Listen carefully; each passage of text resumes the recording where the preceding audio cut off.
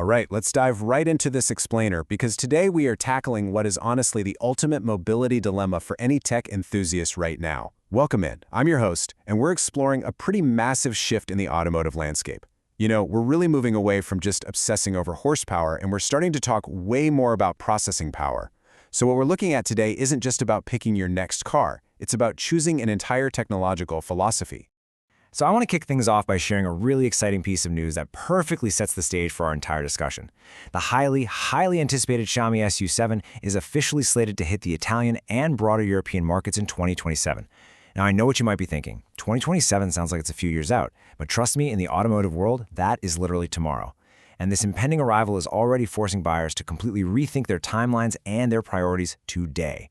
And that brings us to a really fascinating choice architecture. Do you buy the proven, benchmarked electric vehicle today, or do you wait for what is essentially the ultimate smart device on wheels tomorrow? It's that classic battle, right? The absolute safety of the present versus the massive allure of the future. So let's break down both sides of this coin using the data we actually have right now.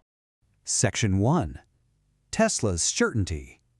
Let's see exactly how the Model 3 represents the undisputed benchmark for quality-to-price ratio in Europe today. Let's be real. This perfectly illustrates why Tesla is the absolute safe bet right now. You're looking at a base price starting around €36,990, and honestly, with promotions, that sometimes drops below $34,000. That is an incredibly aggressive price point. But it's not just about the sticker price, right? Tesla offers total certainty.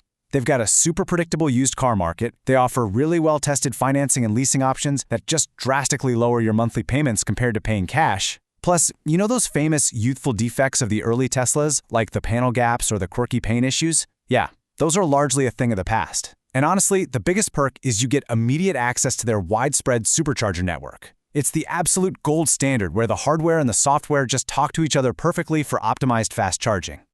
Section 2. The ecosystem. Car as a smartphone. Let's pivot over to the disruptor here, the Xiaomi SU7. Keep in mind, Xiaomi is a software company first, and they are bringing that exact mindset straight into the automotive industry. Their core philosophy is human times car times home, and it's fascinating. They treat the car not just as a way to get from point A to point B, but as a completely seamless digital extension of your lifestyle. If you're already using Xiaomi smartphones, their home automation, or wearables, the SU7 just becomes another node in that network. Imagine controlling your smart home right from your dashboard, or managing your car's climate control and charging directly from your phone, with everything just perfectly in sync. By treating the car like an absolute top-tier smartphone, Xiaomi is fighting off that dreaded technological obsolescence. The SU7 runs on HyperOS, which is designed to be as fluid and responsive as a premium phone, so it completely sidesteps those clunky, laggy interfaces we are so used to seeing from traditional automakers. And because they push out frequent over-the-air updates, your car's performance, the driver assistance tech, and the infotainment, it actually gets better over time. Your car doesn't just age the minute you drive it off the lot anymore, it evolves. Moving right along to Section 3, under the hood, the specs. Because hey, software alone doesn't win races, right?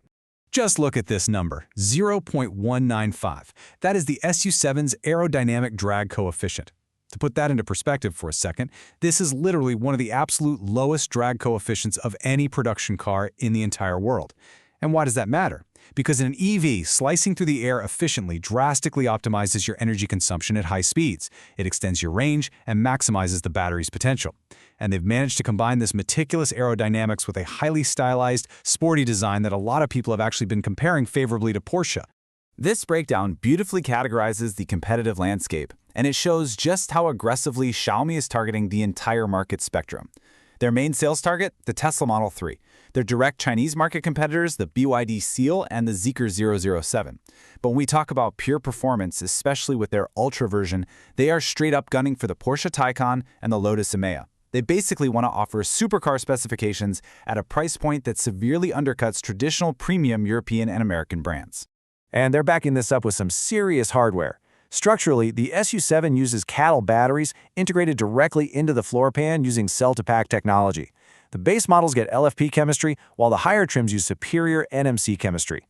Integrating them structurally like this lowers the center of gravity and actually increases the chassis' torsional rigidity. On top of that, the car comes standard with a massive array of LiDAR, radar sensors, and cameras. All of that feeds into proprietary AI algorithms for some really advanced autonomous driving. For us everyday drivers, an 800-volt architecture combined with silicon carbide or SiC inverters basically means one thing. You spend a lot less time waiting and a lot more time driving. Silicon carbide is just vastly superior to traditional silicon when it comes to thermal management and energy conversion. It reduces heat loss immensely, which means you can charge the battery from 10% all the way up to 80% in just 15 to 20 minutes. It's a total game changer. Section 4. The true cost, or total cost of ownership. Specs are fun, but let's impartially break down the financial reality here. Because buying the car is really only day one, we have to balance the knowns against the unknowns. Tesla offers a highly liquid used market, proven financing, and a totally consolidated service network. Xiaomi, on the other hand, is definitely an early adopter choice. In Europe, their estimated launch price of 35,000 to 40,000 euros is highly competitive, but they literally have to build a service network and parts logistics chain from scratch. So initially, getting replacement parts might be slower or more expensive. Furthermore, the residual value of a Xiaomi car in Europe is entirely unproven. You are absolutely taking a financial risk on its depreciation. But hey, the long-term hardware outlook is incredibly bright, which eases some of those ownership worries. Get this, intensive tests of the SU7 over an astounding 265,000 kilometers in just 18 months showed a battery degradation of only 5.5%. That indicates some spectacular longevity in the battery's chemistry and thermal management. And remember, EV maintenance is already super low. No oil changes, no engine filters. The electric motor is literally designed to last hundreds of thousands of kilometers without any major mechanical intervention. Section 5. The verdict. Let's bring all of this together and see where you stand. Because honestly, there is no single right answer here, only the right answer for you.